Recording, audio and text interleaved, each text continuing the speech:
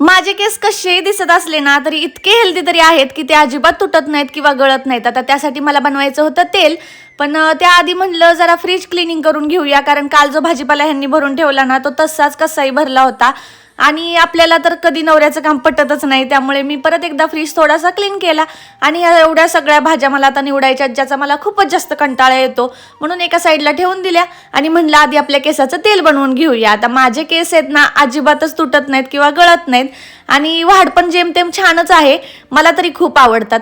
त्यासाठी मी ना हे तेल बनवत असते नेहमी. त्यासाठी मी इकडे घेतले नॉर्मल पॅराशूटचं ऑइल, त्यामध्ये थोडंसं कॅस्टर ऑइल टाकणार आहे आणि ही जास्वंदीची फुलं काल आणली होती, फ्रेशच होती पण ती आता सुकली आहेत.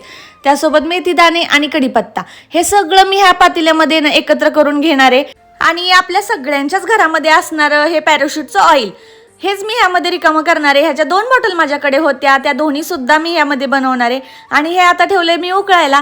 तोपर्यंत हे कॅस्टर ऑइल आहे ना हे लगेचच ह्यामध्ये टाकणार नाहीये, जेव्हा तेल बनवून पूर्ण गार होईल ना तेव्हाच मी वापरणार आहे. आणि हे एवढं सगळं आलं कशासाठी आणलंय, आता हे आलं काय मी काही तेलामध्ये यूज करणार नाहीये, हे मी आणलं होतं चटणीसाठी, जे मला सुकवून चटणीमध्ये परत घालायचं आहे म्हणूनच हे आणलंय. आणि हे सगळं बघा माझ्याकडून पातेल्याचा अंदाजच चुकला, म्हणून माझं तर काम वाढतं नेहमीच. ह्याचं भांडं चेंज करून घेतलं आणि ह्यामध्ये ना आता पाणी वतून ठेवणार आहे, जेणेकरून माझी बाकी कामे उरकेपर्यंत तरी आहे ना ह्याच्यावरची सगळी माती आणि घाण काय असेल ना ती सगळी वॉश होऊन जाईल. हे सगळं करेपर्यंत माझं तेल सुद्धा रेडी झालं होतं आणि हे आता मी नंतर बॉटलमध्ये भरून ठेवणार आहे. तोपर्यंत म्हणलं चला आलं टेरेसवरती सुकवून येऊया. आता ह्याला 2-4 दिवस तरी लागतील सुकायला.